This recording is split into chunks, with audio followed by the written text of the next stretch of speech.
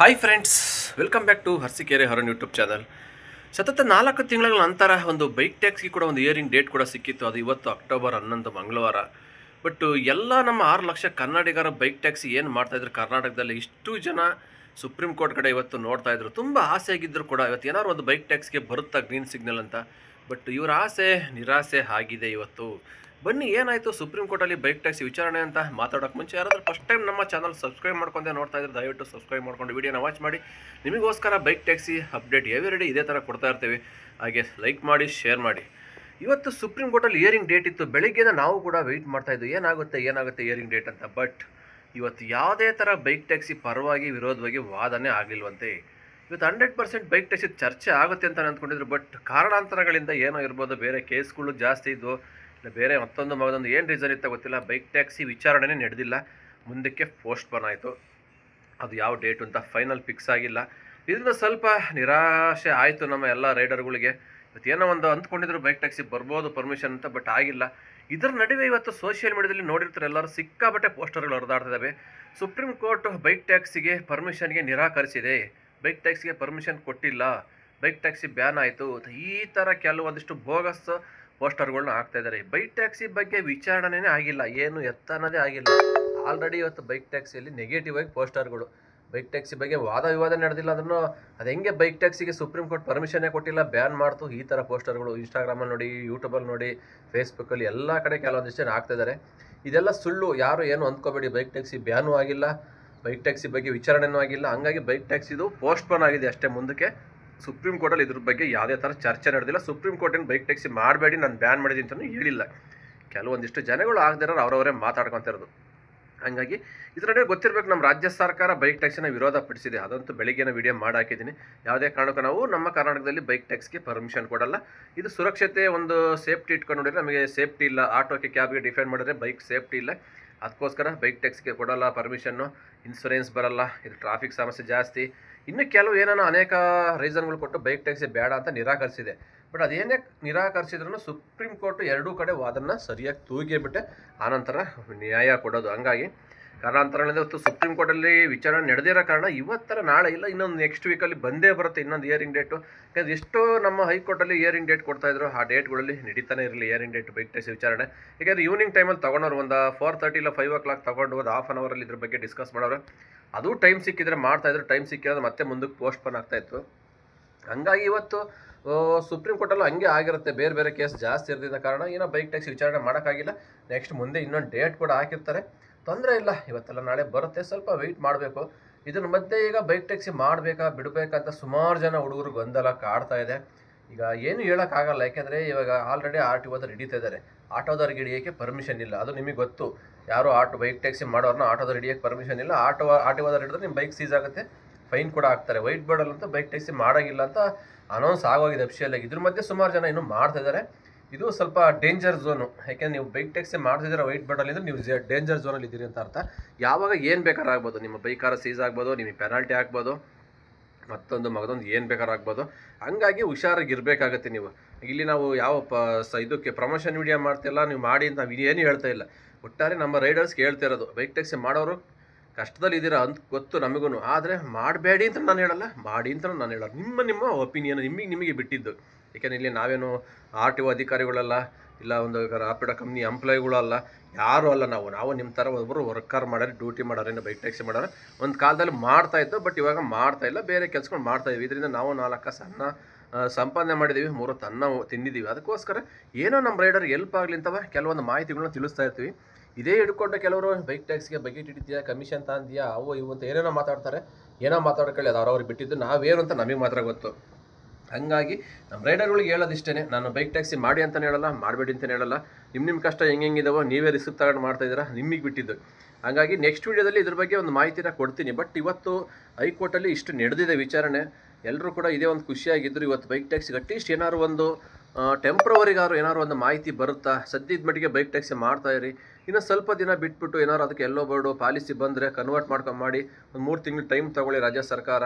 ಅವ್ರಿಗೇನಿದೆ ಒಂದು ಅನುಕೂಲ ಮಾಡಿಕೊಡಿ ಅಂತ ಏನಾದ್ರು ಬರುತ್ತೆ ಅಂತ ನಾವು ಅಂದ್ಕೊಂಡಿದ್ದು. ಬಟ್ ಇದ್ರ ಬಗ್ಗೆ ಯಾವುದೇ ವಿಚಾರಣೆ ನಡೆದಿರೋ ಕಾರಣ ಸ್ವಲ್ಪ ಎಲ್ಲರಿಗೂ ಬೇಜಾರಾಗಿದೆ ಮನಸ್ಸಲ್ಲಿ. ಆಗುತ್ತೆ, ಯಾಕೆಂದರೆ ಹೈಕೋರ್ಟಲ್ಲಿ ಎಷ್ಟು ವರ್ಷಗಳು ಹಿಯರಿಂಗ್ ಡೇಟ್ ನಡೀತು. 10 ವರ್ಷನೋ 8 ವರ್ಷ ಆದಮೇಲೆ ಒಂದು ಫೈನಲ್ ಡಿಸಿಷನ್ ಬಂತು.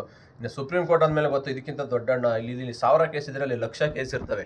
ಹಂಗಾಗಿ ಅಲ್ಲಿ ಎಲ್ಲ ಕೇಸ್ಗಳು ವಿಚಾರಣೆ ನಡಿಬೇಕು ಒಂದೊಂದಾಗಿ. ಹಂಗಾಗಿ ಇದು ಫಸ್ಟ್ ಹಿಯರಿಂಗ್ ಡೇಟ್ ಆಗಿರೋದ್ರಿಂದ ಮತ್ತೆ ಮುಂದಕ್ಕೆ ಪೋಸ್ಟ್ಪೋನ್ ಆಗಿದೆ. ನೋಡೋಣ, ಕಾದು ನೋಡಬೇಕು. ತಾಳಿದವನ ಬಾಳಿ ಅನ್ನೋಂಥ ಗಾದೆ ಇದೆ ಅಲ್ವಾ. ಹಂಗಾಗಿ ಏನಾಗುತ್ತೆ ಅಂತ ಕಾದಬೇಕು. ಸುಪ್ರೀಂ ಕೋರ್ಟ್ ಹೇಳೋ ಗಂಟನೇ ಯಾರು ಏನು ಡಿಸಿಷನ್ ತಗೊಳಕ್ಕಾಗಲ್ಲ, ಯಾರು ಏನು ಕೇಳೋಕ್ಕೂ ಆಗಲ್ಲ, ಯಾರು ಬ್ಯಾನ್ ಮಾಡೋಕ್ಕೂ ಆಗಲ್ಲ. ಹಂಗಾಗಿ RTO ಅಧಿಕಾರಿಗಳು ಹೇಳಿದ್ದಾರೆ ವೈಟ್ ಬೋರ್ಡಲ್ಲಿ ಮಾಡೋಂಗಿಲ್ಲ, ಮಾಡಿದ್ರೆ ಸೀಸ್ ಆಗುತ್ತೆ ಅಂತವ. ಹಂಗಾಗಿ ಈ ಸುಮಾರು ಜನ 80% ನಿಮಗೆ ಗೊತ್ತಿರಬೇಕು ಬೈಕ್ ಟ್ಯಾಕ್ಸಿ ಸ್ಟಾಪ್ ಮಾಡಿಬಿಟ್ಟಿದ್ದಾರೆ ಆಲ್ರೆಡಿ. ಬೆಂಗಳೂರಲ್ಲಿ ಆಲ್ ಓವರ್ ಕರ್ನಾಟಕದಲ್ಲಿ ಒಂದಿಷ್ಟು 20% ಸ್ಟಾಪ್ ಆಗಿದ್ದಾರೆ. ಆದಷ್ಟು ಬೇಗ ನಮಗೆ ಪಾಲಿಸಿ ಬೇಕು. ಬೈಕ್ ಟ್ಯಾಕ್ಸ್ಗೆ ಪಾಲಿಸಿ ತಂದರೆ 100% ಮಾಡ್ತಾರೆ. ಯಾಕೆ ಹಿಂದೇಟ್ ಮಾಡ್ತಾರೆ ಅಂತ ಗೊತ್ತಿಲ್ಲ. ಬೈಕ್ ಟ್ಯಾಕ್ಸಿಗೆ ಪಾಲಿಸಿ ಬಂದುಬಿಟ್ರೆ ಎಲ್ಲೋ board, uniform, full helmet, badge, ಇಲ್ಲ FC ಥರ ಏನೋ ಮಾಡಿಸ್ಕೊತಾರೆ. ಬೈಕ್ ಟ್ಯಾಕ್ಸಿ ಮಾಡೋರು ಮಾಡಿಸ್ಕೊತಾರೆ. ಈ ಕರ್ನಾಟಕದಲ್ಲಿ ಇಲ್ಲೇ ಹುಟ್ಟಿ ಬೆಳೆದಿರೋರಿಗೆ ಅವಕಾಶ ಕೊಟ್ಟರೆ ಖಂಡಿತ ಅವ್ರು ಡ್ಯೂಟಿ ಮಾಡ್ತಾರೆ ಫುಲ್ ಟೈಮ್ ಆಗಿ. ಔಟ್ ಆಫ್ ಸ್ಟೇಷನ್ ಅವ್ರ ಹತ್ರ ಕಂಪ್ಲೀಟ್ ಸ್ಟಾಪ್ ಆಗುತ್ತೆ. ಎಲ್ಲರಿಗೂ ಗೊತ್ತಿರೋ ವಿಚಾರಣೆ. Only KA registration bike run ಆಗೋದಿದ್ರೆ ಏನಾಗುತ್ತೆ, ಬೇರೆ ಸ್ಟೇಟ್ ಗಾಡಿ ಎಲ್ಲ ಸ್ಟಾಪ್ ಆಗುತ್ತೆ. ಆನಂತರ ಒಳ್ಳೆ ಆರ್ಡರ್ಸ್ ಬರುತ್ತೆ, ಎಲ್ರಿಗೂ ಒಳ್ಳೆ ಅರ್ನಿಂಗ್ಸ್ ಆಗುತ್ತೆ, ಎಲ್ಲರೂ ಆರಾಮಾಗಿ ಖುಷಿಯಾಗಿರ್ಬೋದು. ಬಟ್ ಇದ್ರ ಒಂದು ಯಾಕೆ ನೆಗ್ಲಿಜೆನ್ಸಿ ಮಾಡ್ತಾ ಇದೆ ನಮ್ಮ ಸರ್ಕಾರ ಅಂತ ಅರ್ಥ ಆಗ್ತಾ ಇಲ್ಲ. ಪಾಲಿಸಿ ಥರದಿಂದ ಏನು ತೊಂದರೆ ಆಗ್ತಾ ಇದೆ ಅಲ್ವಾ. ಈಗ ಆಕ್ಸಿಡೆಂಟು ಸೇಫ್ ಇಲ್ಲ, ಇದೇ ಹೇಳ್ತಿದ್ದಾರೆ. ಇವತ್ತು ಎಷ್ಟು ಆಕ್ಸಿಡೆಂಟ್ ಎಲ್ಲ ವೆಹಿಕಲಲ್ಲೂ ಆಗುತ್ತೆ. ಯಾವ ದೃಷ್ಟಿ ಇಟ್ಕೊಂಡು ಇವತ್ತು ಬೈಕ್ ಟ್ಯಾಕ್ಸಿ ಬಗ್ಗೆ ನೆಗ್ಲಿಜೆನ್ಸಿ ಮಾಡಿ ಹೇಳ್ತಿದ್ದಾರೆ ಅಂತ ಅರ್ಥ ಆಗ್ತಾಯಿಲ್ಲ. ಬೇರೆ ಸ್ಟೇಟಲ್ಲಿ ರನ್ ಆಗ್ತಾಯಿದೆ, ಅಕ್ಕಪಕ್ಕದಲ್ಲಿ ಎಲ್ಲ ಗೊತ್ತಿರೋ ವಿಚಾರನೆ. ಗೊತ್ತಿದ್ದು ಯಾಕೆ ನಮ್ಮ ಕರ್ನಾಟಕದಲ್ಲಿ ರಾಜ್ಯ ಸರ್ಕಾರ ಈ ಥರ ಬೈಕ್ ಟ್ಯಾಕ್ಸಿ ಹಿಂದೇಟ್ ಆಗಿದೆ ಅಂತ ಅರ್ಥ ಆಗ್ತಾಯಿಲ್ಲ. 10 ವರ್ಷದಿಂದ ಮಾಡ್ಕೊಂಬಂದಿರೋ ಕಂಪ್ನಿನೇ ಅಲ್ಲಿಂದ ಅಷ್ಟು ವರ್ಷದೊಂದು ಡ್ಯೂಟಿ ಮಾಡ್ತಾಯಿದ್ದಾರೆ. ಇಷ್ಟು ವರ್ಷ ಯಾರು ಏನೂ ಕೇಳಿಲ್ಲ. ಬಟ್ ಸಡನ್ನಾಗಿ ಇವ್ರು ಮಾತ್ರ ಯಾಕೆ ಈ ಥರ ಬೈಕ್ ಟ್ಯಾಕ್ಸಿ ವಿರೋಧ ವ್ಯಕ್ತಪಡಿಸಿದ್ರು ಅಂತ ಯಾರಿಗೂ ಗೊತ್ತಾಗ್ತಾಯಿಲ್ಲ. ಅದು ಅವ್ರವ್ರ ಪರ್ಸ್ನಲ್ಲು, ಯಾರ್ಯಾರಿಗೆ ಏನೇ ಮನಸ್ಸಲ್ಲಿ ಏನೇನು ಅಂತ ನಮಗಂತೂ ಗೊತ್ತಾಗಲ್ಲ. ಮೇಲ್ನೋಟಕ್ಕೆ ನಮಗೆ ಗೊತ್ತಿರ್ತಕ್ಕಂಥ ಕೆಲವೊಂದು ರೀಸನ್ಗಳು ಹೇಳ್ಬೋದು ಅಷ್ಟೇ. ಇದರಿಂದ ಏನು ತೊಂದರೆಗಳು ಪ್ಲಸ್ ಆರ್ ಮೈನಸ್ ಏನೇನಾಗುತ್ತೆ ಅಂತ.